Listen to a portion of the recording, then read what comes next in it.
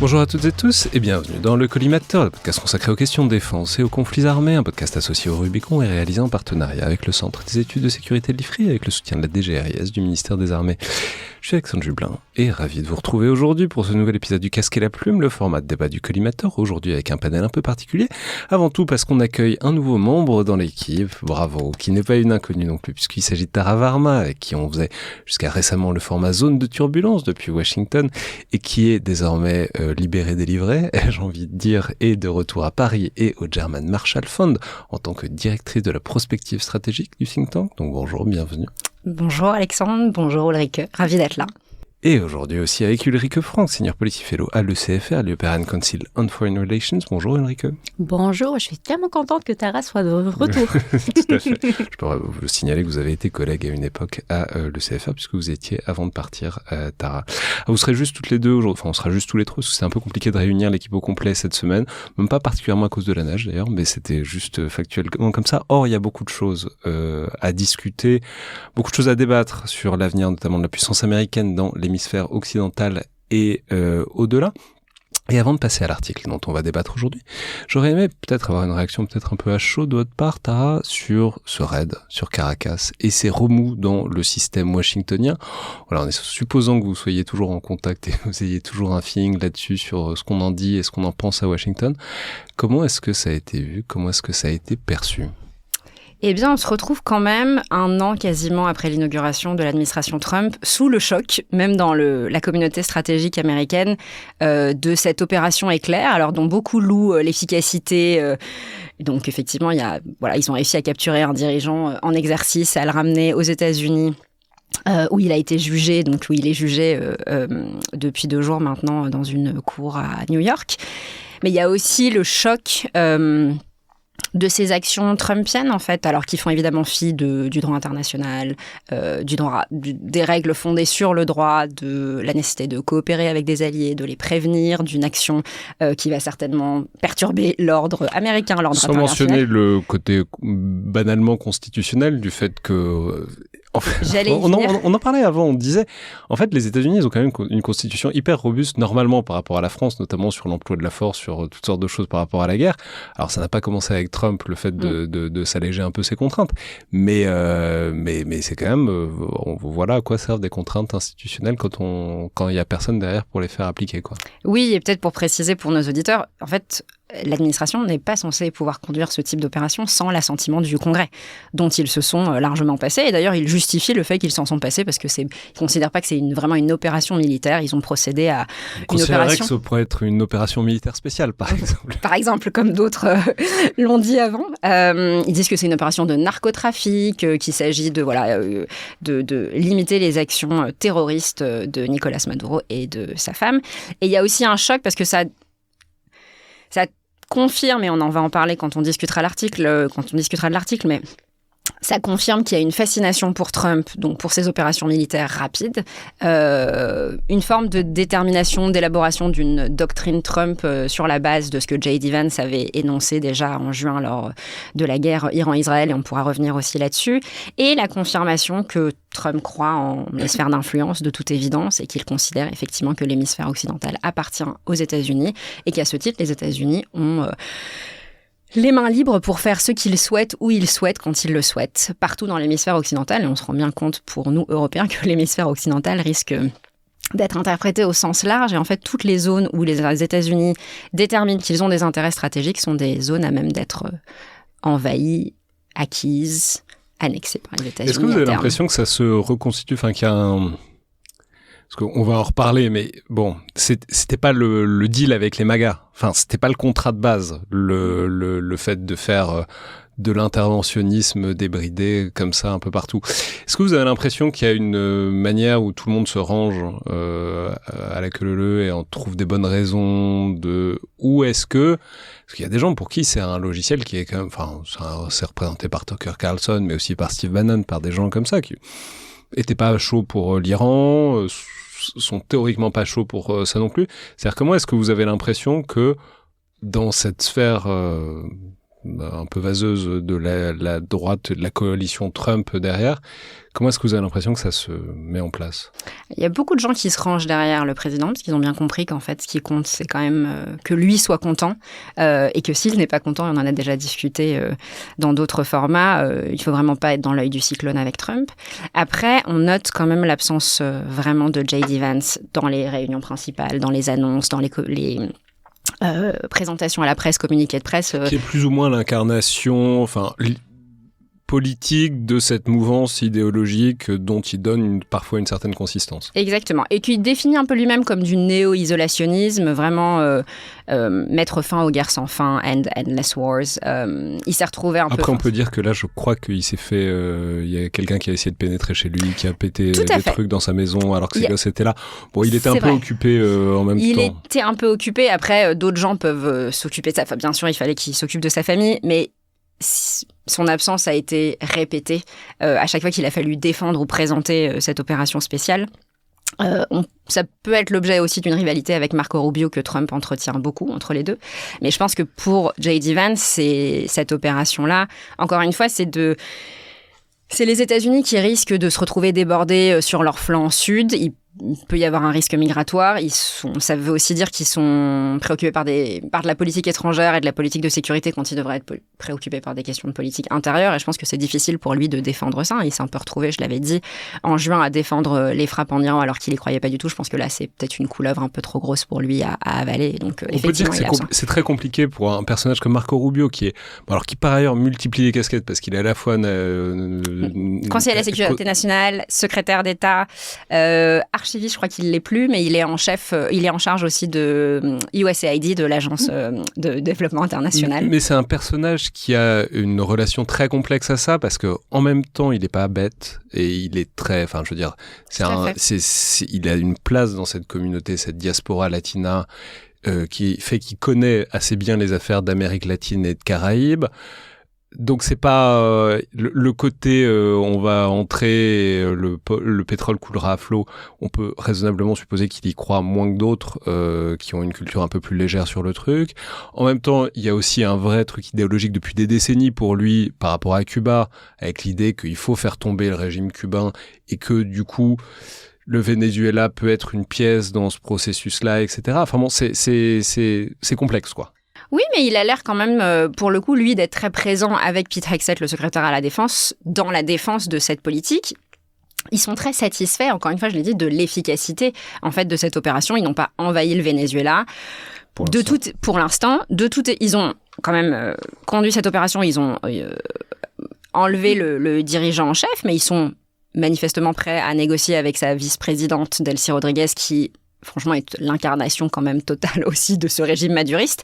Ils ont choisi pour l'instant de ne pas aller dans la voie de la Vénézuélienne qui a gagné le prix Nobel de la paix en 2025. Alors qu'il avait dédié à Trump. À cause de ce truc, elle est magnifique quand même cette histoire c'est parce que Trump serait jaloux qu'elle ait accepté le prix Nobel de la paix alors qu'il le voulait. Et que du coup, étant rancunier comme une vieille carne, il refuserait de la mettre au centre du dispositif, quoi. Donc je pense que ça, c'est une hypothèse et qui est probablement pas fausse. Et il y en a une autre qui est qu'ils, je pense aussi, n'ont pas envie d'être entangled. Ils n'ont pas envie d'être embarqués dans un bourbier vénézuélien. Ils ont besoin de gens sur place qui seraient des gens de confiance, je le mets entre guillemets, en tout cas des gens dont la confiance pourrait être achetée ou acquise. L'idée, c'est quand même que les compagnies pétrolières américaines puissent s'emparer, je pense, du pétrole vénézuélien le plus vite possible à un moment donné où le raffinement du pétrole américain devient de plus en plus cher. Et donc tout ça est aussi assez illusoire. Ils ont l'air de penser là maintenant qu'ils ont retiré Maduro du pouvoir, ils vont se faire des milliards ou des millions très prochainement. Je pense que ce sera bien plus compliqué en réalité. Mais la question pour moi vraiment, c'est est-ce que c'est un modèle qu'ils vont répliquer dans d'autres endroits? Donc évidemment Cuba, il y a un enjeu là qui n'est pas tellement un enjeu pétrolifère, mais il peut y avoir des minerais. Et il y a un enjeu idéologique, je pense qu'il ne faut quand même pas enlever. Il y a la question du Panama, la question du Nicaragua. Est-ce que les États-Unis, en fait, vont décider, non pas d'envahir, mais de retirer tous les dirigeants de l'hémisphère occidental qui les dérangent Et c'est un peu ce que Stephen Miller, le conseiller en chef à la Maison-Blanche, semble avoir indiqué dans une interview à CNN. Il a dit c'est le retour de la force, un monde dans lequel c'est la force qui domine. Et finalement, c'est comme ça que le monde a toujours fonctionné. Ulrike? Oui, en fait, j'avais... Juste parce que j'avais noté exactement la même citation de Miller en CNN qui dit We live in a world in which you can talk all you want about international niceties and everything else, but we live in a world, in the real world, Jake, that is governed by strength, that is powered by force, that is governed by power. Donc c'est vraiment ça en fait. Je voulais ajouter 2 points. Donc premièrement sur les vues aux US, je trouvais ça quand même très intéressant de voir le Quincy Institute qui a sorti une déclaration comme quoi cette action militaire au Venezuela était une très très mauvaise idée, qu'il fallait absolument pas le faire, que c'était pas pour ça que Trump a été élu. Donc, et je crois que Cato a aussi dit quelque chose similaire. Il y a Marjorie Taylor Greene. Donc c'est des think tanks plutôt dans la galaxie conservatrice républicaine. Alors Quincy, justement, c'est quand même intéressant parce que c'est des financements progressistes et très conservateurs qui se sont mis ensemble pour la première fois. Et l'objectif principal du Quincy Institute, c'est de mettre fin aux guerres sans fin. Et donc c'est là où en fait il y a eu une espèce de réunion un peu des deux forces qui ont habituellement s'opposent pour se dire sur cet objectif de politique étrangère-là, le non-interventionnisme et s'assurer que les États-Unis ne s'embarquent pas dans des aventures qui généralement se finissent mal pour eux. Toute la recherche du Quincy est orientée autour de ça. Donc il y a eu des dérives, il y a eu plein de questions. Au moment de la guerre en Ukraine, créé en 2019, au moment de la guerre en Ukraine, il y a eu une vraie fracture parce qu'en fait, il y a eu des gens au sein du Quincy qui ont dit il faut quand même s'engager auprès de l'Ukraine et d'autres qui disaient en fait ça va à l'encontre de notre mission statement, de l'objectif final du think tank. Donc c'est intéressant que le Quincy soit un des think tanks à Washington qui est le plus clairement dit c'est une erreur, vraiment une grave erreur. Pardon. Ouais, non mais donc justement ça existe et ça existe aussi au sein de ce groupe conservateur, donc c'est juste intéressant, mais comme tu viens de le dire, tout le monde est comme, enfin, pas tout le monde, mais beaucoup de gens se sont quand même mis derrière Trump.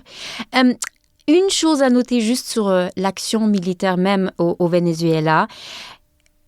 D'un côté, je trouve que c'est quand même un succès militaire assez impressionnant, surtout aussi parce que le Venezuela avait quand même des systèmes russes, surtout, mais je crois aussi chinois, pour se défendre, et clairement, ça n'a pas du tout marché. Et donc, d'un côté, ça montre le pouvoir militaire des US, qui était quand même pas en question, mais là, ça montre que c'est vraiment le cas. Mais peut-être plus important d'un point de vue militaire, ça montre aussi la faiblesse des systèmes, en fait, russes, et certains systèmes chinois contre les systèmes US. Et donc ça, je crois, d'un point de vue plus général, militaire, c'est quand même très important. Pour ceux que ça intéresse, je renvoie à l'épisode qu'on a fait ce mardi avec Joseph Arotin, où on détaille tout ça vraiment en détail sur ce qu'ils avaient comme matériel. C'est trop tôt pour répondre de ce qui s'est passé. Il est certain que, d'une manière générale, l'intégration entre radar chinois et système batterie anti-aérienne russe, là, visiblement, il y a eu quelques trous dans la raquette. Voilà, c'est ce qu'on peut dire à minima. Ouais. Oui, donc voilà, je crois que la Russie et peut-être aussi la Chine a regardé ça et s'est dit c'est pas un bon signal à envoyer. Mais en même temps, et là il y a juste un article que j'aimerais bien ajouter à notre liste de lecture, c'est de Franz Stefan Gadi qui a, je crois, écrit en Foreign Policy où il dit que oui, d'un côté c'est bien sûr un succès militaire, mais c'est quand même un succès militaire très tactique et ça veut pas forcément dire que une force armée qui est capable de faire ça soit aussi capable de mener une guerre plus longtemps et une vraie guerre d'identité. Le fait est que l'armée vénézuélienne n'a pas combattu. Enfin, oui, exactement. Ça a démantelé des défenses antiaériennes et ça a fait une frappe de décapitation. Les Vénézuéliens ont des chars, en ont beaucoup, ils ont des T-72, ils ont aussi des avions. Enfin, tout ça n'a pas décollé. S'il s'agit d'arriver et de gérer les 125 000 militaires, dont 60 000 de l'armée de terre, plus 300 000 de la garde bolivarienne, qui sont quelque part au Venezuela, ça va être plus long et plus douloureux, et ça va être beaucoup plus Irak-Afghanistan que Panama 90 comme opération. Oui, et donc je crois qu'il y a un danger. Donc Franz dit qu'il y a un danger que justement les US, l'administration, les gens vont croire que justement on est all-powerful, on peut tout faire militairement, bien que c'est quand même une capacité très précise, encore une fois, impressionnante, mais ça ne veut pas forcément dire que, ou ça ne veut pas dire non du tout, que qu'on soit qu'on aura autant de succès dans une autre type de guerre. Et donc, je crois que c'est assez important de se rappeler de ça, parce que là, on a vraiment créé cette idée que voilà, les US, ils peuvent tout faire, et ce n'est pas forcément vrai non plus. Il reste que donc c'est cette position dont on débat aujourd'hui, donc position manifestement d'autorité, d'intimidation très forte américaine, et la question c'est celle des conséquences à court et long terme de tout ça, parce que donc là évidemment ils sont un peu sur un pic de glucose en ce moment, toute la sphère MAGA, disons ça, qui ont par ailleurs pour l'instant réussi à oublier effectivement leur non-interventionnisme de manière assez virtueuse, mais ce qui donne tout lieu à toutes sortes donc de prolongations et de spéculations sur ce qui pourrait suivre, par exemple via un tweet de la femme de Stephen Miller, le si influent directeur de cabinet adjoint racialiste de Donald Trump. Qu'on vient de citer, c'est lui qui vient de citer. Le nasillon à crâne rasé qu'on voit de temps en temps. Sa femme, qui a fait plein de choses, par ailleurs, in and out du gouvernement, mais qui est désormais une podcasteuse de très peu de talent et de beaucoup d'audience.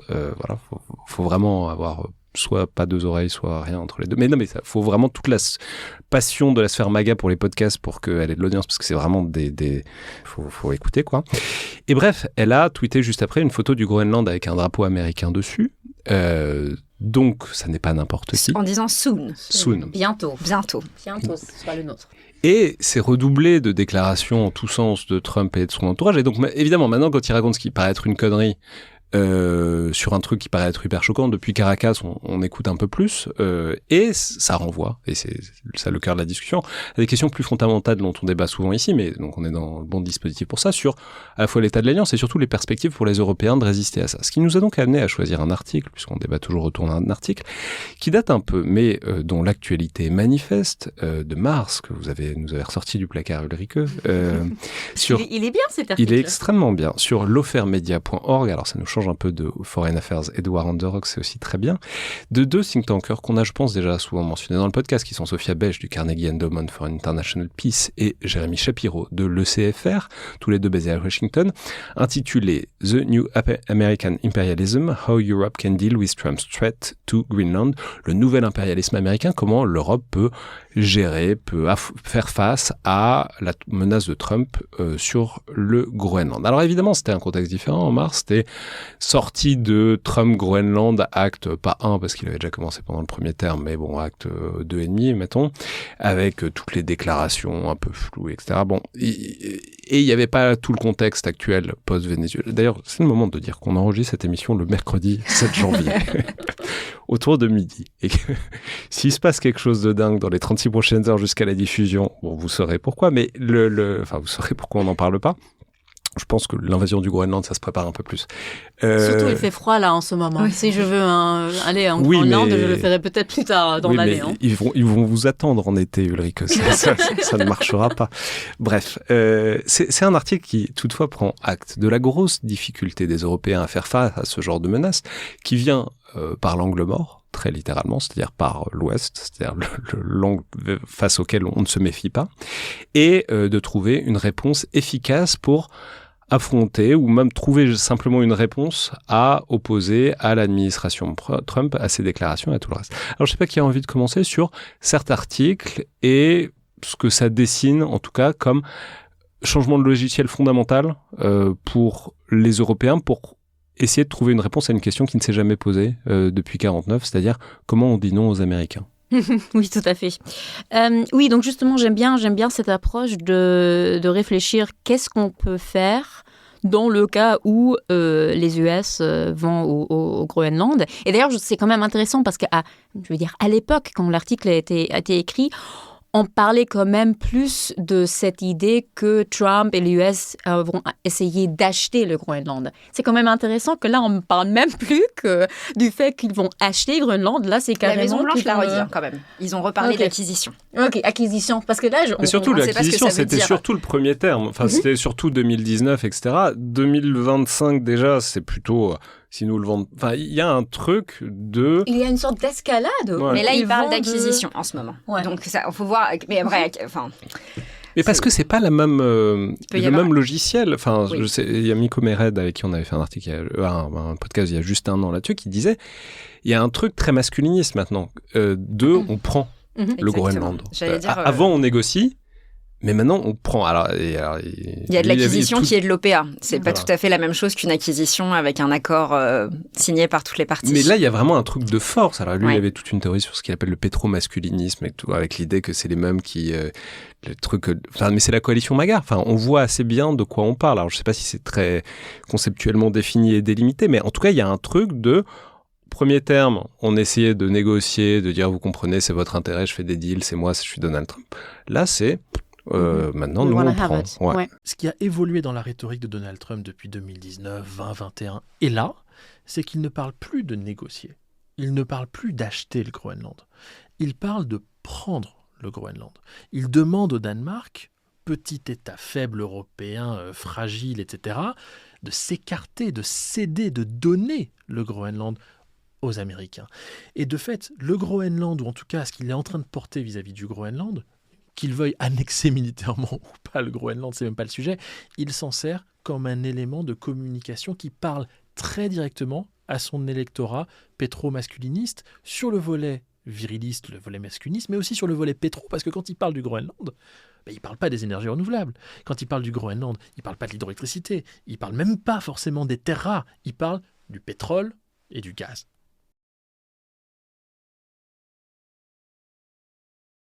Et donc justement, c'est un des points. Donc si on commence peut-être la discussion au début de l'article, si vous voulez, il y a un point que je trouvais très très bien dans cet article, c'est où ils parlent un peu de voilà pourquoi c'est intéressant pour les US pourquoi les US s'intéressent au Groenland déjà. Et donc à un moment, ils disent « Ah mais super, en fait, il n'y a pas de raison que les US doivent acquérir le Groenland pour avoir tout ce qu'ils veulent, parce qu'en fait, l'OTAN a déjà dit on va investir plus dans la sécurité du Groenland, le Danemark va dépenser, je crois que là on est à 4 000 milliards d'euros pour la sécurité de Groenland. Il y a 4 milliards, ouais. Donc, il y a plein de réactions. Et donc, dans l'article, ils disent, voilà, super, les Européens ont compris, on peut dire aux US qu'on a compris, OK, il y a un problème là, aux Arctiques, il faut faire plus. Merci de nous avoir rappelé, on veut bien travailler avec vous, super. Et donc, normalement, dans un monde normal, tout le monde devrait être content. Parce qu'en fait, oui, on a identifié un problème et je crois que c'est quand même pas faux de dire, voilà, il faut faire plus là. Les Européens sont prêts à répondre aux demandes américaines et donc, normalement, les Américains devraient dire, ah, OK, super, on a réglé le problème, yay for us, genre, on a montré les Européens qu'il faut faire plus. Mais ce qui se produit, c'est justement, ça n'a aucun impact. Au contraire, genre, Donald Trump, à un moment, il a dit, ouais, les Danois, ils ont ajouté, qu'est-ce qu'il a dit, genre, 3 dock sleds, ou quelque chose sur la défense du Groenland. 3 chiens de traîneau, enfin 3 traîneaux. Voilà. You know what Denmark did recently to boost up security in Greenland? They added 1 more dog sled. It's true. They thought that was a great move. Donc, ils ne prennent pas du tout ça au sérieux et je ne crois pas que c'est une question de si on fait plus, ils vont prendre ça au sérieux. Non, justement, on est dans une logique où les US et Trump, ils disent on veut l'avoir. Et donc, c'est pour ça que je trouve qu'il faut vraiment commencer de penser d'une manière différente parce qu'on n'est plus dans une logique où on peut dire il y a une demande qui a des éléments complètement acceptables et qui sont vrais, et peut-être d'autres éléments où on n'est pas d'accord, mais on va répondre dans une logique pour voilà, répondre à ça. Non, là, on est dans une situation où les US nous disent non, on veut l'avoir. Et donc, je crois aussi que notre réflexion sur comment on y répond doit être différent de ce qu'on a fait les dernières années et sur Trump 1. Et c'est ça qui fait que c'est tellement plus difficile parce que voilà, c'est plus une question de comment est-ce qu'on peut améliorer la sécurité du Groenland. C'est vraiment pas sur ça. Absolument. Et d'ailleurs, ils disent, c'est dans le premier paragraphe, second paragraphe, de l'article, Sophia et Jérémy disent bien, en fait, la stratégie européenne qui consistait à appease, delay, distract, donc apaiser, retarder et distraire le président, qui ne fonctionnait déjà pas tellement bien sous Trump 1, fonctionnera encore moins bien sous Trump 2. Et on le voit bien. Encore une fois, l'article, il a été publié en mars 2025, il s'est passé un certain nombre de choses depuis. Nous sommes en janvier 2026 et il parle de la vassalité européenne qui n'est plus soutenable, en fait, qui ne fonctionnera pas. On ne pourra pas donner exactement ce qu'Ulrike disait. En fait, cette logique qui consistait à penser qu'on pourrait donner plus aux Américains, investir davantage dans la défense, contribuer au partage du fardeau de manière beaucoup plus équitable. En fait, tous ces arguments qui sont des arguments assez rationnels, typiques de la manière dont l'Alliance fonctionnait jusqu'à il y a quelques mois, ils ne sont plus valables parce que Trump veut ce territoire-là. Et c'est d'ailleurs ce qu'il a dit c'était en février 2025, il dit on a besoin du Groenland pour la sécurité nationale américaine. C'est dans notre intérêt. Ce qu'il continue de répéter, en fait. Donc, ça lui semble invraisemblable que nous, on ne comprenne pas ça. Et que si c'est dans l'intérêt des États-Unis d'avoir le Groenland, en fait, ils feront ce qu'il faut pour l'acquérir. Et c'est pas, je tiens à le dire, il y a du pétro-masculinisme, du pétro-impérialisme, clairement dans le cas du Venezuela et probablement du Groenland si ça se passe. Mais pour le Groenland, il y a aussi tout un enjeu quand même des oligarques de la tech qui veulent utiliser des territoires qui auraient été envahis, annexés, acquis par les États-Unis comme des espèces de territoires neutres où ils testerait des nouveaux systèmes de gouvernance qui sortiraient du cadre de l'État-nation qu'on connaît depuis plusieurs siècles. Donc c'est aussi, là aussi, il y a un enjeu politique. Village de Ayn Rand. Exactement. Voilà. En fait, politique et idéologique qu'on a tendance à sous-estimer dans nos lectures ici en Europe, mais qui sont quand même assez prévalentes aux États-Unis. C'est-à-dire, vu le gouvernement qu'ils ont, et le fait est que ça donne un peu envie. Mais justement, sur cette question... Cette question est dans le même interview de Stephen Miller, donc face à Jake Tapper. Je crois qu'il donne exactement le logiciel et la logique qui est derrière. Je vais vous faire écouter juste un passage.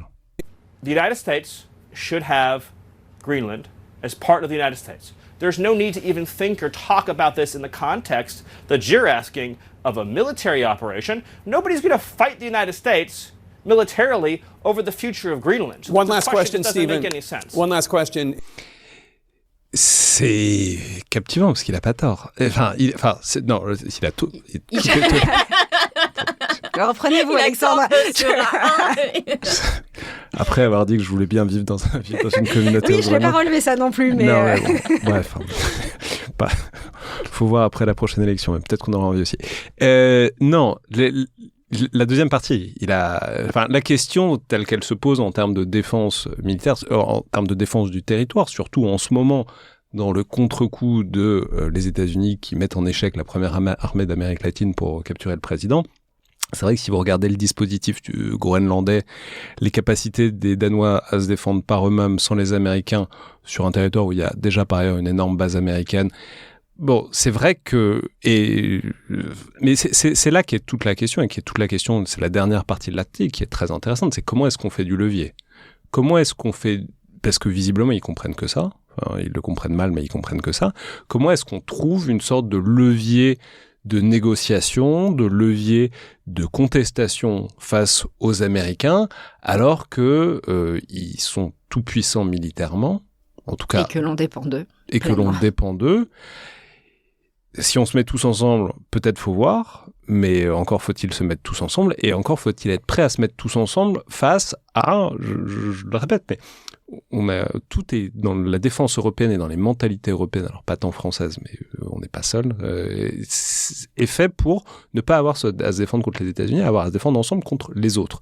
Donc il y a vraiment une question de comment est-ce qu'on est possible, on peut changer de logiciel pour trouver quelque chose pour contrebalancer cette toute-puissance américaine dont ils ont, c'est infect, mais ils ont une conscience infecte, quoi, de leur toute-puissance et du fait qu'ils peuvent squeeze les Européens, quoi.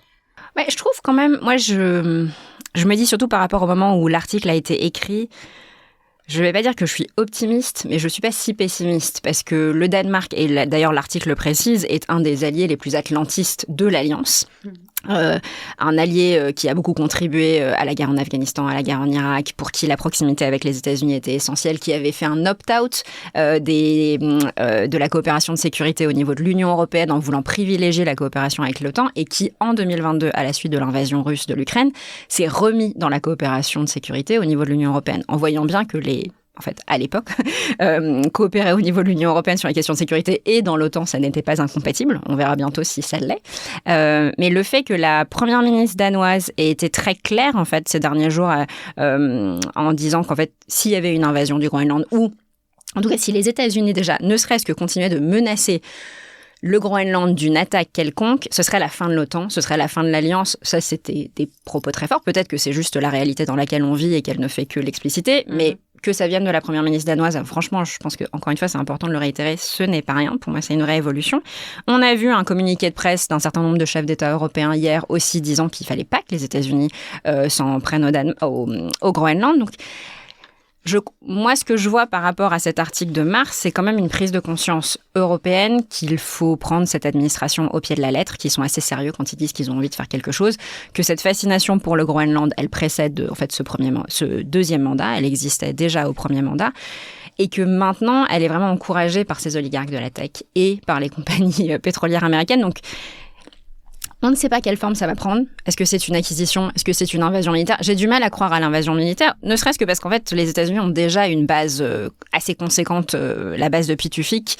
Sur place, ils n'ont pas tellement besoin, comme le disait Ulrich. Enfin, en fait, ils n'ont pas besoin de procéder à une invasion en tant que telle, mais ils pourraient être présents de manière bien plus forte sur le territoire. Donc, il faut voir ce que ça signifie. Signalons qu'il y a par ailleurs un problème. Alors, un MAGA me dirait que le droit international, c'est pour les faibles. Mais Venezuela, paradoxalement, ils ont un argument qui est incroyablement faible, mais ils ont des arguments juridiques pour légitimer, etc. C'est un dirigeant qui est inculpé, etc. On peut rappeler que les États-Unis ont reconnu 2 fois internationalement la possession du Groenland par le Danemark dans les années 10, enfin en 1917 je crois, dans les années 30.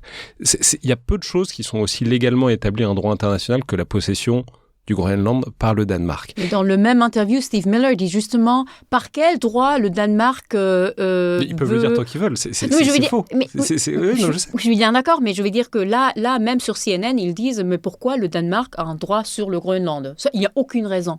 Moi, j'ai voulu répondre, et vous, et le Puerto Rico, je sais pas. Pour encourager des velléités autonomistes aussi, qui sont quand même assez fortes. Les relations entre le Groenland et le Danemark, c'est important de le préciser, ne sont pas toujours au beau fixe.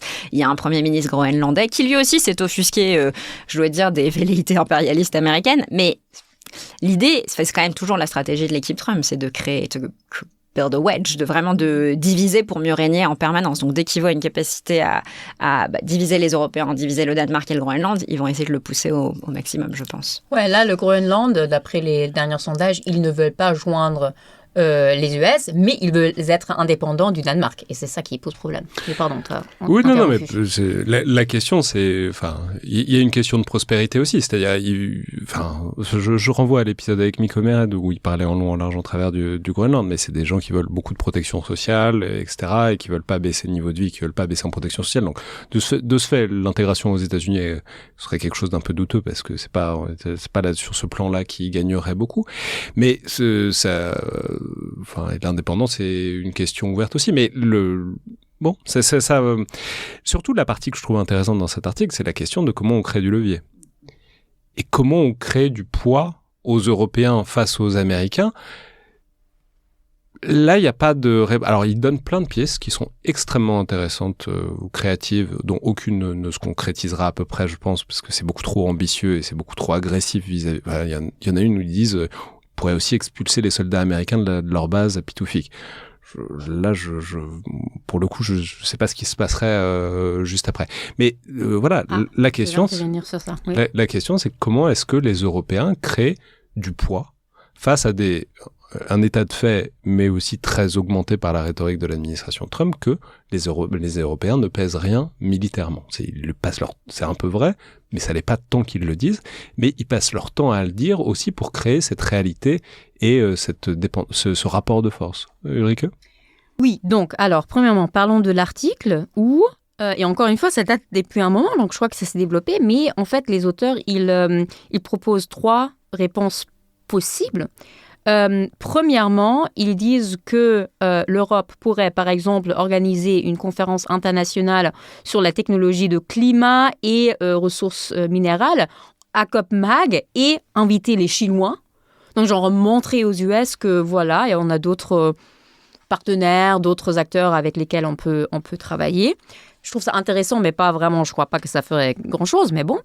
Deuxièmement, ils disent on pourrait retirer les licences de miner au Groenland pour les entreprises des États-Unis.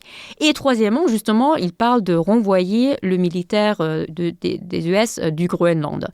Je trouve ça, tout ça, c'est des réponses intéressantes. Depuis, et surtout là, les derniers jours et semaines, j'ai aussi entendu deux autres propositions. L'Europe pourrait faire beaucoup plus sur les grandes boîtes tech américaines, donc utiliser plus notre capacité de réguler et donc de créer des... juste en fait, voilà, combattre un peu les grandes boîtes de tech américains pour heurter les Tech Brothers. Et cinquièmement, et là, je ne suis pas d'accord avec vous, Alexandre, que c'est complètement impensable qu'on renvoyerait les US du Groenland et d'ailleurs d'autres installations militaires, parce qu'il faut quand même se rendre compte que les US et le militaire des US est très, très présent sur le continent européen, d'ailleurs surtout aussi en Allemagne. On a énormément d'installations militaires des US en Allemagne. Et je sais que les Américains, ils aiment bien faire comme si ils sont là pour protéger les Européens. Ce qui n'est pas faux, mais ce n'est pas correct non plus. Parce que, par exemple, ce qu'on a en Allemagne, c'est le AFRICOM, pardon. AFRICOM, le commandement sur les... C'est un terme problématique ce qui n'a pas empêché Wagner, enfin post-Wagner, de s'appeler l'Africa Corps. Mais je ne suis pas sûr qu'on aurait envie d'un Africa Corps sur le sol allemand. AFRICOM, donc le commandement américain qui s'occupe de l'Afrique, qui est à Stuttgart, en Allemagne. Il y a Ramstein Air Base, qui est une base énorme, qui d'ailleurs est responsable pour toutes les opérations de drones des Américains loin de leur territoire, donc Middle East et tout ça. Il y a un hôpital énorme, je crois que c'est le premier hôpital américain en dehors du sol américain, aussi à côté de Ramstein. Et donc, toutes ces installations ne sont pas là uniquement ou même premièrement pour protéger les Européens, mais il y a des intérêts des Américains d'avoir ces installations en Europe. Et donc, la grande question, c'est est-ce qu'un levier pourrait justement être pour les Européens de dire si vous commencez à annexer des territoires de l'OTAN, on va vous renvoyer de notre territoire à nous. Et on pourrait dire, non mais on va jamais le faire, c'est impossible, on pourrait dire aussi, etc. C'est ce qu'ils passent leur temps à dire qu'ils aimeraient bien, etc. Ok, on peut revenir sur ça parce que ça, je trouve super intéressant. Mais ok, donc on pourrait dire que voilà, personne ne ferait jamais ça, mais cette idée vient pas juste de moi, mais en fait, il y a eu un post, là on parle de Blue Sky et ne plus de Twitter, il y a eu un post par exemple de Zara Nani, qui est la représentante, disons, l'experte des affaires étrangères du parti des Verts, qui en ce moment n'est pas au pouvoir, c'est important de le dire, mais qui est quand même un parti important en Allemagne, qui justement dit exactement qui propose justement exactement ça, et elle dit Ramstein, c'est quelque chose dont on devrait discuter si les US essayent d'acquérir le Groenland. Donc je vais dire que là, il y a quand même une vraie discussion. Ça ne veut pas dire que demain, le chancelier Merz va dire aux US, voilà, quitter le territoire allemand. Mais il y a quand même des gens sérieux au pouvoir, ou pas loin du pouvoir, qui commencent à réfléchir sur ces choses-là. Et donc, voilà, il y a des possibilités de réponse. C'est juste que voilà, ça va être super difficile. Parce que, par exemple, cette proposition-là, pour la France, c'est hyper facile de dire oui, on va renvoyer les troupes américaines de l'Europe. Pourquoi ? Parce qu'il n'y a pas de troupes américaines en France, mais en Allemagne, il y en a énormément. Et en Pologne, je ne sais pas où. Donc, il y a ce côté-là. Et je vais bien revenir sur le point si c'est en fait ce que les US veulent, mais peut-être... Ça pose une question hyper intéressante de l'attitude des Européens face à Donald Trump. On en parlait tout à l'heure, de distract, etc., ou on peut l'appeler plus basiquement de laisser passer la tempête, avec l'idée que voilà, si on courbe les chines, qu'on fait, on se met en boule et on attend que ça se passe, il va passer à autre chose et on va s'en sortir en restant dans le logiciel. C'est soit ça, soit laisser passer la tempête, soit considéré comme un bully, ce qui est une métaphore très très très employée aux États-Unis, tellement employée que je pense qu'elle devient performative et que les gens se disent que c'est ok d'être comme ça. Mais le bully, c'est le caïd de la cour d'école, quoi. Et le harceleur, c'est quand même bien de... Voilà. Mais je pense que, l'administration Trump est très ok avec le fait d'être le bully. Bien sûr. Et c'est ce que les propos de Stephen Miller le confirment, en fait. Tout à fait, mais même pour eux, c'est pas négatif. Si on leur dit qu'ils sont des bullies, pour eux, c'est pas négatif parce qu'ils ont cette manière d'appréhender la force, cette manière d'appréhender toutes sortes de choses. C'est assez complexe, je pense, dans la psychologie américaine, parce que le bully, c'est à la fois une figure très négative et en même temps, pour des gens bizarres comme eux, ça peut être aussi le fait qu'il faut s'imposer, etc. Mais tout ça pour dire que on est quand même sur une bifurcation des chemins. Soit on considère que c'est des bullies et que donc il n'y a que le rapport de force qu'ils comprennent et que donc il faut trouver un moyen de créer un rapport de force qu'on n'a pas. En tout cas, on peut l'avoir factuellement, c'est ce que disait Ulrike. On ne s'en sert absolument pas. Personne ne le met en avant, ce rapport de force.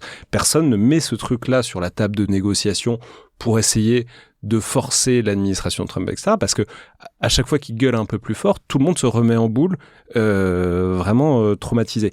Et donc voilà, la question c'est qui est capable de passer de l'un à l'autre. Et on pourrait dire la France, etc. Oui, mais il y a qu'à voir la déclaration d'Emmanuel Macron juste après le coup sur Carré. Alors très bien, certes, tout ce qu'il a dit était vrai. Nicolas Maduro n'était pas un grand amoureux de la paix et n'était pas un président légitime. N'empêche que on peut pas dire que la France, alors c'est aussi le positionnement d'Emmanuel Macron qui pense depuis le début, depuis le premier terme, qu'il a intérêt pour tout le monde à ce qu'il soit dans cette position plutôt de copain avec Donald Trump et que tout le monde y gagne, la France en premier. Mais le fait est que on ne peut pas dire que la France mène quoi que ce soit dans la résistance aux États-Unis à chaque fois que Trump fait ce genre de coup de négociation. Ça n'est pas vrai. Personne ne fait rien, au demeurant. On peut dire il faudrait qu'on soit tous ensemble pour faire quelque chose, ce qui est vrai, on n'y est pas encore, mais on va pas faire des Français des héros de l'indépendance stratégique européenne. C'est peut-être vrai dans les capacités militaires, dans plein de choses, ça n'est pas vrai factuellement à chaque coup de gueule et à chaque coup de pression de Donald Trump. Mais je pense que la France peut pas non plus l'être parce qu'elle est déjà suspectée par la plupart de ses alliés européens d'être en faveur d'une autonomie stratégique qui signifierait couper les points avec les États-Unis. Et donc, en fait, on peut pas être les fers de lance de cette nouvelle vision européenne parce que je suis pas sûre que nos alliés nous fassent totalement confiance là-dessus. Il faut que ça vienne d'autres partenaires européens pour qui cet allié américain était indispensable jusque-là et pour qui il ne le sera plus. Je pense que ça nous touche. Allemagne, Grande-Bretagne, Pologne. Exactement. Je pense que ce serait... Et de le faire avec l'Italie, avec l'Espagne. Moi, je crois quand même que l'unité européenne... Là, il y avait la conférence de presse hier, donc mardi, etc. Il y a eu une question sur le Groenland à la conférence de presse de qu'est-ce que vous allez faire, etc. La première réponse de Keir Starmer, le Premier ministre britannique, c'était de dire... Je tiens à dire que les Américains sont nos principaux alliés et qu'on coopère avec eux 24/7. Après, c'était une conférence de presse où il y avait quand même Steve Witkoff et Jared Kushner juste à côté qui étaient là pour négocier aussi des garanties de sécurité à l'Ukraine. Et pour les Européens, pour l'instant, l'idée, effectivement, c'est quand même beaucoup de ne pas se mettre en difficulté avec Washington pour s'assurer qu'il y ait une forme d'engagement américain continu en Ukraine, qui est notre priorité stratégique, je pense. En tout cas, qui était notre priorité stratégique jusque-là. Le Groenland, ça nous touche d'une manière différente du Venezuela. C'est aussi la réalité. Oui, au Venezuela, l'ordre international a été piétiné, mais on peut se dire ça en étant loin en Europe. Soudain, s'il les attaque, quelle que soit la forme que ça prend, en fait, ça peut être une attaque hybride américaine sur le Groenland, ça nous touche directement. C'est un territoire autonome d'un État membre de l'UE et de l'OTAN, et donc effectivement, ça nous met en porte-à-faux total avec cette déclaration de Keir Starmer ou des déclarations d'autres dirigeants européens qui ne font que louer la relation transatlantique qui est en évolution en direct. Et donc, effectivement, notre levier... Moi, j'ai quand même le sentiment que les Européens sont assez clairs sur le fait qu'ils vont devoir développer davantage de capacités. Donc, ça, c'est bien intégré. Est-ce qu'ils sont capables de s'opposer frontalement aux États-Unis ? Ça, c'est un autre sujet. Et c'est une décision politique à prendre. Et je ne suis pas non plus certaine. En fait, je dois dire, moi-même, je ne sais pas ce que ça sert comme objectif de s'opposer frontalement à Trump. Il va falloir le faire sur certains sujets. Je pense que le Groenland en est clairement un. Mais avec Trump, il va falloir choisir ses sujets. Et à mon avis, c'est quand même là-dessus que ça se joue. Il y a un autre enjeu pour nous, et je passe la parole à Ulrike juste après, c'est en fait, ça va être difficile de continuer à coopérer avec les États-Unis s'ils font du révisionnisme territorial, comme la Russie souhaite en faire en Europe, comme la Chine souhaite en faire en Asie. Et donc, si les États-Unis assument maintenant d'être dans cette logique de révisionnisme, il y a une incompatibilité dans nos valeurs, dans nos intérêts, dans notre manière de fonctionner. Et ça veut dire que ça mène à une transformation de l'Alliance. Ulrike ? Tout à fait. Donc, premièrement, juste pour revenir sur ce que tu viens de dire, Alexandre, sur les bullying et les alliés et tout, il y a une phrase dans l'article qu'on discute que je trouvais très, très bien. J'ai fait la traduction là où ils disent « On peut dire que Trump prend plus de plaisir à intimider les amis des États-Unis que leurs ennemis, précisément parce que les alliés n'ont pas l'habitude de résister aux intimidations américaines. » Et je trouve ça très, très vrai. C'est vraiment ça. On voit que ce gouvernement ou cette administration met plus de pression sur les alliés, les faibles Européens qui n'ont pas, apparemment les capacités de résister qu'aux ennemis ou qu'aux pays qui ne sont pas leurs alliés. Donc, ça, c'est quand même assez important. Non, juste pour dire un autre point de ce qu'a dit Tara est tout à fait important, notamment quand vous parlez d'attaque hybride. Parce que là, il va y avoir quand même un autre chapitre qui va s'ouvrir. Ils l'ont annoncé, mais ça va être les élections. S'ils se mettent à faire de l'ingérence directe, voire de la coercition, puisque là, il y a quand même toute une histoire avec Marine Le Pen, où ils parlent de sanctionner des juges, etc., qui ont condamné Marine Le Pen. Là, il va falloir, s'il commence à appuyer sur la balance pendant les élections, ça va être quand même quelque chose de très très très notable et qui va beaucoup nous changer. Et là aussi, c'est pas la capture du Groenland, mais il va falloir trouver une réponse extrêmement rapide parce qu'ils l'ont annoncé. Ils veulent que le parti souverainiste soit élu partout en Europe. Ce qui n'est pas exactement du regime change, mais ce qui est une ingérence, c'est évidemment pas une alliance, etc. Il faut trouver une réponse à ça. Et parce que ça va arriver. Ils l'ont annoncé de manière extrêmement claire et explicite. Alors ça peut être plus ou moins subtil avec mobiliser Elon Musk, X, etc., et d'autres médias, d'autres plateformes américaines. Ça peut être beaucoup moins subtil avec de l'ingérence directe. Ça pose des questions qui arrivent maintenant, dans quelques mois ou plus tard, et de comment est-ce qu'on résiste à ça. Ce sont des questions de souveraineté, en fait. On a la partie souveraineté sur les questions de sécurité et de défense. On a remis un peu cet élément de souveraineté aux États-Unis qu'il va falloir reprendre. Et en fait, je pense que c'est aussi OK. Enfin, je trouve que je suis pas sûre que ça soit nécessaire d'être très dramatique là-dessus. Il faut qu'on reprenne possession d'outils pour se défendre. En fait, ça a été comme ça dans la majorité, quand même, la plus grande partie de l'histoire, ça a été comme ça. Ces 80 années qu'on a vécues, peut-être que c'était une parenthèse qui est en train de se conclure. Et donc, c'est aux Européens. C'était bien, C'était pas mal, un monde sans guerre en Europe, en tout cas. Être obligé de pas trop investir dans des trucs qui sèment la mort et plutôt investir dans les hôpitaux et les retraites. Moi, j'ai bien aimé. Voilà. Mais je trouve qu'il y a, en fait, ce qui m'inquiète, c'est pas ce qui m'inquiète, mais ce que je trouve frappant en Europe, c'est qu'il y a un peu deux positionnements extrêmes que l'on voit. Des gens qui disent c'est la rupture avec les États-Unis, c'est fini, il faut plus jamais leur parler, etc. Et pire, ça a toujours été comme ça. Et ça a toujours été comme ça. C'est le truc le plus... Parce que c'est du révisionnisme et c'est du relativisme, qui est le mal du siècle, qui est de dire, mais vous voyez bien, les États-Unis ont toujours été une puissance conquérante, impérialiste, qui a jamais respecté... Non, c'est faux. C'est exactement. C'est en train de changer. Donc ça, ce truc-là, et le côté... il suffit qu'on rompe avec eux et puis si jamais, en fait, dans quelques années, au gré des élections, ils veulent de nouveau coopérer avec nous, on coopérera avec eux. Ça, je trouve que c'est performatif, impossible. À mon avis, c'est une lecture erronée des choses. Mais je trouve qu'il y a aussi une lecture erronée totalement de l'autre côté qui consiste à dire de toute façon, les Européens ne peuvent rien faire. Ils sont totalement dépendants des États-Unis et donc il faut peut-être qu'ils acceptent cette situation et qu'il faut préserver ce lien transatlantique, ce lien avec les États-Unis à tout prix. Et je trouve que ces deux visions que je vois quand même beaucoup en Europe, à mon avis, encore une fois, les deux sont erronés. C'est-à-dire qu'il y a du vrai un peu dans les deux. On est très dépendant, mais peut-être pas totalement dépendant.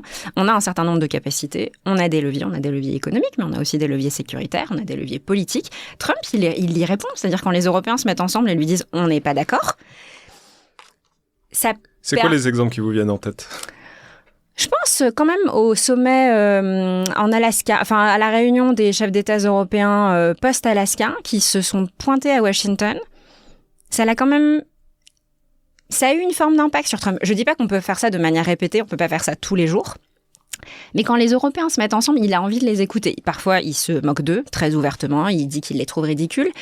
Mais il est assez, je trouve qu'il est quand même assez sensible à ça, Trump. Beaucoup plus, par exemple, que J.D. Vance ou d'autres, clairement, que Stephen Miller. Il a envie de faire partie de ce club des dirigeants. C'est important pour lui d'être traité avec tous les égards qui lui sont dus. Et quand les Européens le font, il y répond. Donc je pense qu'on a quand même ce levier-là, qui est une forme de levier politique, de diplomatie interpersonnelle qu'il faut qu'on préserve.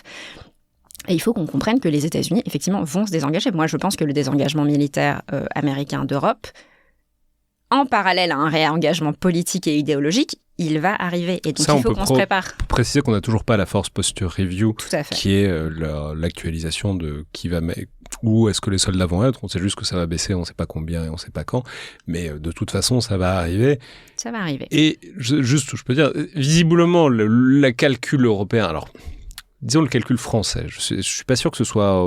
on n'est pas là pour sonder les reins et les cœurs, mais je suis pas sûr que ce soit aussi clair dans toutes les chancelleries européennes. C'est l'idée de garder les Américains dans le lot suffisamment longtemps pour pouvoir construire ses capacités, ses enablers stratégiques, le renseignement, le transport, tout ce qu'on veut, etc. Parce que ça met du temps et que ça n'apparaît pas, même pour un pays en guerre comme l'Ukraine, ça n'apparaît pas comme ça, donc ça met du temps.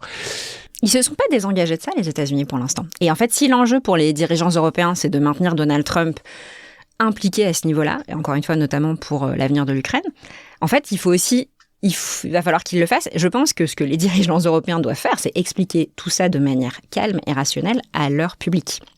Parce qu'il va y avoir des risques d'interférence très clairs. Ça a été énoncé dans la National Security Strategy, donc on ne pourra pas se retourner et dire qu'on a été surpris. Il y a un certain nombre de décisions et de visions que cette administration a qui, effectivement, vont à l'encontre de la manière dont l'Union européenne, dont les Européens se conçoivent.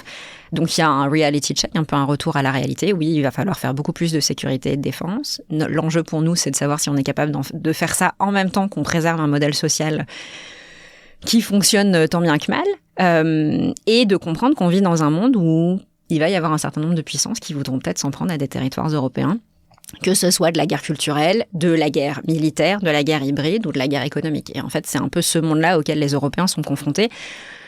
Bon, bah c'est juste la réalité. Et en fait, moi, je pense quand même qu'il y a beaucoup d'outils dont les Européens... qu'ils possèdent et qu'ils n'ont pas du tout décidé de mettre en levier. Ce qui est étonnant, c'est les réactions de l'Union européenne. En fait, l'Union européenne aurait une manière vraiment de contraindre les Américains de manière bien plus forte et elle s'est refusée pour l'instant à le faire. Et je pense que c'est à ce niveau-là aussi que le levier se joue. Il se joue pour Trump quand on est nombreux, quand on arrive à plusieurs et qu'on est unis. Et ça marche quand même, je pense. Ulrike ? Une question sur les positions que tu viens de décrire, parce que je trouve que la première position... Parce que moi, j'ai l'impression que tu as argumenté pour une position un peu plus nuancée et au milieu. Mais sur cette première position de dire que, voilà, c'est fini et les États-Unis ne nous soutiennent plus, c'est quand même assez binaire.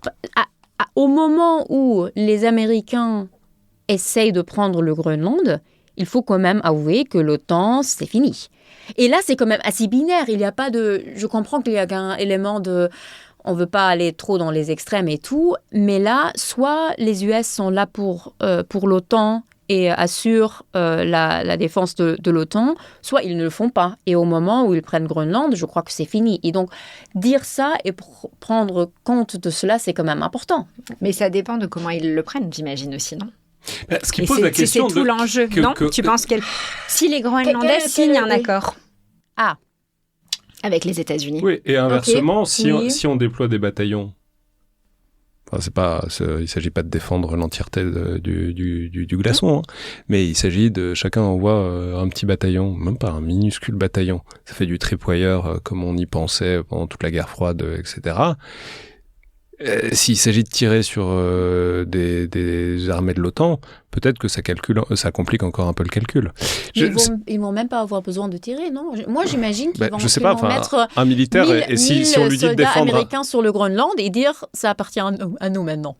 Oui, mais donc, si on met des soldats européens avant et qu'ils sont pas d'accord, qu'est-ce qui se passe ? Je ne sais pas qu'est-ce qui se passe. Parce que je sais pas non plus, mais s'il faut tirer sur quelqu'un à un moment, tout le monde va y réfléchir un peu plus.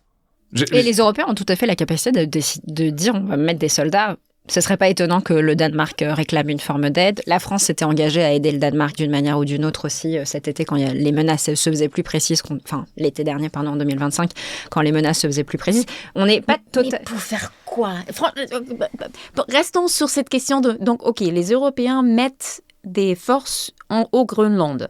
Les Américains, ils viennent, mettent aussi, 1000 soldats et ils disent le Groenland est à nous. Qu'est-ce que font les soldats européens ? Étant donné qu'on a passé les 3 dernières années à discuter sur le fait que les Européens sont c'est très improbable que les Européens tirent sur les Russes, ils vont quand même pas se tirer sur les Américains. Donc, pourquoi les Américains vont tirer plus facilement sur les Européens ? Non, ils vont justement pas le faire. Ils vont juste dire... il y aura 2 patrouilles dans Nuuk qui se croiseront. Peut-être.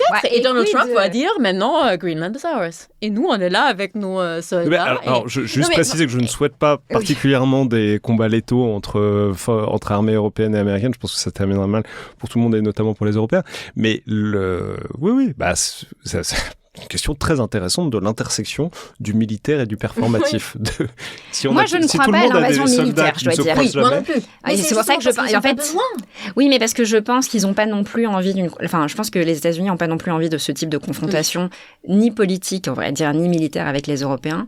Et je pense en fait que c'est presque plus dur pour nous de répondre à une attaque hybride. Parce que tu vois, si jamais ils signent, ils proposent je ne sais combien de milliards de dollars à des Groenlandais, que le Premier ministre signe ce contrat au nom de son peuple, qu'il y a un référendum qui l'accepte. Là, on est quand même dans un danger pour la sécurité européenne et en même temps, on est assez démunis. Je ne crois pas que ce soit un très grand... Alors certes, ils ne sont pas très nombreux les Groenlandais, ils peuvent essayer de leur donner 1 million par personne et voir ce qui se passe, mais... Si j'ai bien compris ce qu'est la vie politique groenlandaise, c'est pas des gens qui sont très chauds pour ça. Hein. Enfin, je veux dire, Don Junior est arrivé il y a un an. Et ils ont pas été foutus de trouver 30 personnes pour l'accueillir. Enfin, je veux dire, c'est pas... Ils attendent pas les Américains au tournant, c'est vrai. Mais je prédis pas du tout... je ne pense pas que ce sera une opération militaire qu'ils feront. Mais parce qu'ils ont envie, là aussi, que ce soit opérationnel. On diffuse l'épisode dans 36 heures. Il y a toute une journée où ils peuvent conquérir le Groenland avant diffusion. Non, c'est vrai. Mais je pense qu'ils ont quand même... de ce que dit Trump, et là aussi, je pense que tout ça est illusoire, mais il aurait envie que ce soit opérationnel. En fait, que des activités économiques américaines soient opérationnelles... à J1. Mais je suis certain qu'il préférerait que ce soit l'Anschluss, il n'y a pas de souci. Non, parce que l'Anschluss, c'est quand même une opération militaire. Je pense qu'en fait, sans réponse. Oui. Oui, là, je pense qu'effectivement, on est dans une logique où c'est difficile de dire que l'OTAN repose sur quelque chose. Ou alors elle est peut-être de nouveau en état de mort cérébrale. Mais je pense que cérébralement, ça cogite beaucoup plus que ça n'a jamais cogité depuis 49. Ensuite, c'est plutôt la connexion entre le cerveau et les membres qui pose problème là. Non, mais bon, voilà. Je pense qu'on a fait un peu tout l'éventail des options et... Mais ça montre surtout à quel point c'est absurde, justement, de même réfléchir sur à quoi est-ce que ça pourrait ressembler. C'est ça, en fait. Les sujets absurdes que Donald Trump sort du chapeau et qui finit par faire, je trouve la liste, elle commence à être un peu longue, quoi. Enfin, je veux dire, je suis d'accord que c'est absurde, mais il faut réfléchir visiblement à des trucs absurdes pour être prêt quand ils se produisent. Parce que... Mais bon, tout ça n'empêche pas que le cœur de la discussion et le cœur du sujet, c'est comment créer un levier face à Donald Trump et un levier qui fonctionne, qui ne soit pas simplement en appelant à son bon cœur, qu'il n'a pas, comme chacun sait, ou à ses intérêts, aux intérêts qu'on projette sur lui, qui sont pas vraiment ceux qui le meuvent, comme on a vu depuis bientôt une décennie. Donc c'est vraiment voilà, on est sur cette question-là à l'état brut de comment les Européens forment un bloc uni qui se procure des leviers de pression sur l'ex-protecteur devenu ambigu, voire prédateur. Et ça, je ne sais pas si ces discussions-là ont lieu dans ces termes-là. C'est-à-dire, je pense que tout le monde réfléchit à des choses. Je ne sais pas si, par exemple, les chancelleries d'Europe centrale et orientale sont capables de réfléchir à comment est-ce qu'on fait face aux Américains à l'heure actuelle. Et, on aura des mois et des années pour y répondre. Pour conclure, comme toujours, coup de cœur, coup de gueule. Coup de cœur, Ulrike, allez, c'est un peu feel good, ouais. Oui, et si j'ai bien compris, on a tous les trois choisis des coups de cœur que j'aime vraiment. Le mien est un peu plus ambigu. Je crois qu'on s'est mis d'accord que le coup de gueule, c'est contre le monde.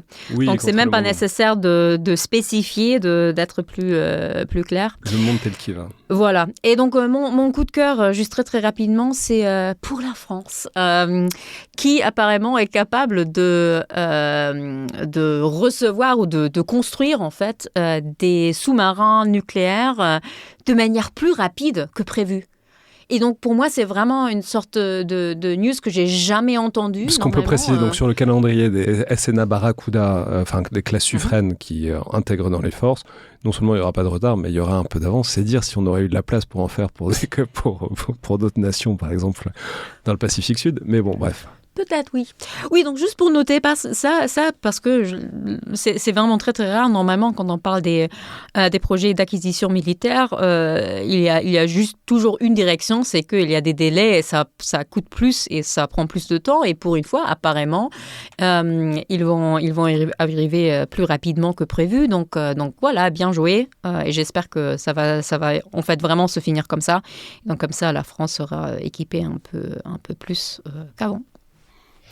Coup de cœur pour moi aussi. Comme on a eu un coup de gueule contre le monde et que c'est vrai que le monde parfois fait un peu peur, je vais nous faire un coup de cœur littéraire.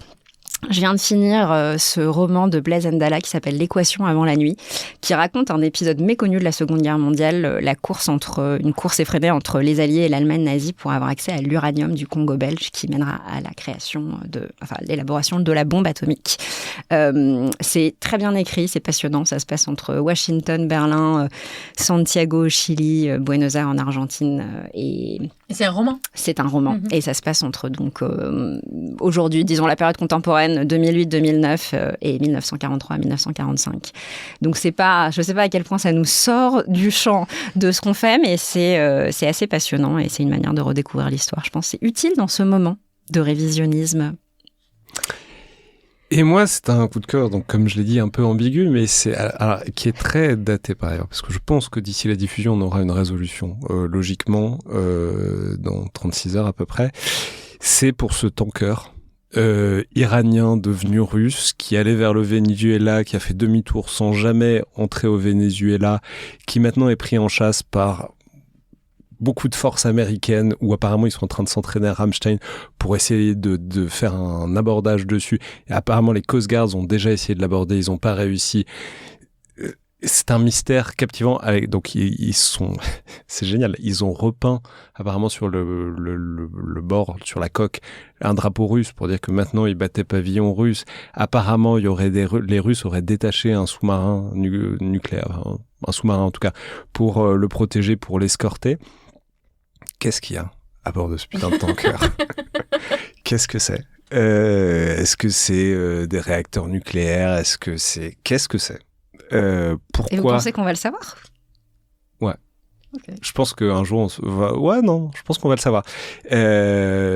Mais comment est-ce que ça va se finir? Je veux dire, là pour le coup, c'est un assez bon film d'action.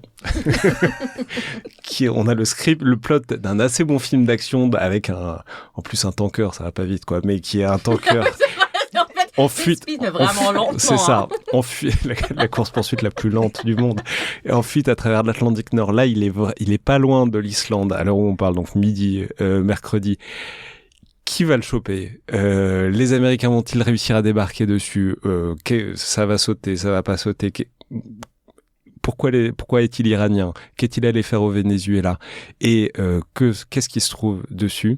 J'espère que ça vieillira bien ce coup de cœur et que ça va pas être une catastrophe mondiale qui va arriver suite à ça. Mais en tout cas, c'est un mystère dans le domaine appelons ça du droit maritime et plus généralement des relations stratégiques et des opérations maritimes en haute mer qu'on n'avait pas vu depuis assez longtemps, je pense. Et voilà, je voudrais dire que je trouve ça personnellement assez divertissant en l'état, modulo et sous réserve de comment cette histoire se finit.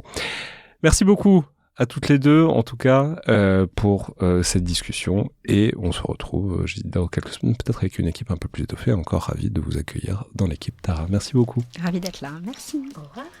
C'était donc Le Collimateur, un podcast produit par Alexandre Jublin et distribué par Binge Audio. Comme toujours, remarquez, commentaires sont bienvenus par mail sur les réseaux sociaux ou sur Spotify, YouTube ou Apple Podcast. Merci à toutes et tous et à la prochaine fois.